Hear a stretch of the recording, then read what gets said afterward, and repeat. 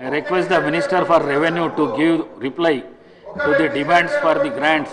revenue registrations and relief and the demand housing and also demand information and public relation. అధ్యక్ష,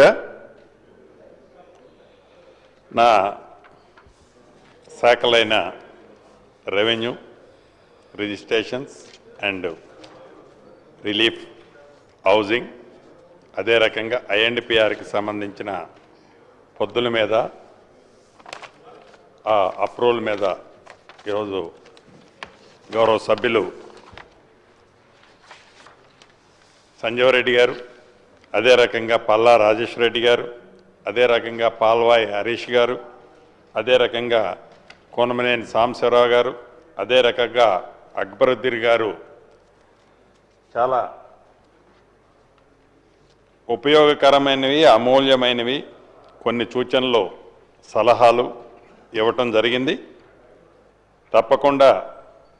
రెవెన్యూకు సంబంధించిన దాంట్లో సంజీవ్ రెడ్డి గారు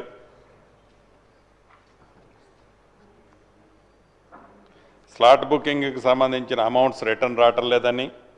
assigned భూములకు సంబంధించిన విధానపైన నిర్ణయాలు తీసుకోవాలని,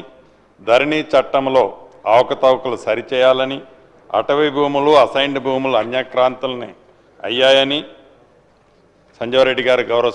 సంజీవ్ రెడ్డి గారు రెవెన్యూకు సంబంధించిన అంశాలు అడగటం జరిగింది. అదే రకంగా పల్లా రాజేశ్వర రెడ్డి గారు కూడా భూభారతి అవసరం లేదని, ధరణి చట్టం సరిపోతుందని, భూభారత చట్టాన్ని ఏప్రిల్ 1 నుండి అమలు చేస్తున్నామని ప్రకటించారు, ఇంకా ఎప్పుడు అమలు చేస్తారని, మాన్యువల్ పానీలు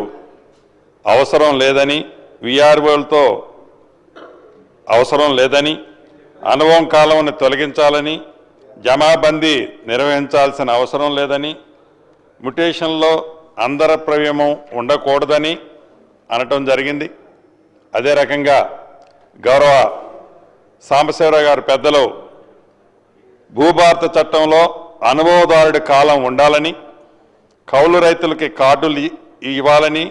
కౌలు రైతులకి భద్రత కల్పించాలని, ఎంఆర్ఓ, డిప్టీ తహసీల్దారుల ట్రాన్స్ఫర్స్ చేయాలని, షెడ్యూల్ ఏరియాలలో గిరిజనేతరుల సాదా బైనామాల ద్వారా భూములు కొనటం జరిగింది, వాటిని గ్రామ సభలు పెట్టి పరిష్కరించాలని, జీవో 58, 59 ద్వారా భూముల క్రమబద్ధీకరణ గురించి పెట్టాలని, సింగరేణి ప్రాంతంలో ఉన్న భూముల క్రమబద్ధీకరణ సంబంధించిన జీవో 76ను అమలు చేయాలని, అసైన్డ్ భూములు పేదవాళ్ళు కొంటే వారికి పట్టాలు ఇవ్వాలని,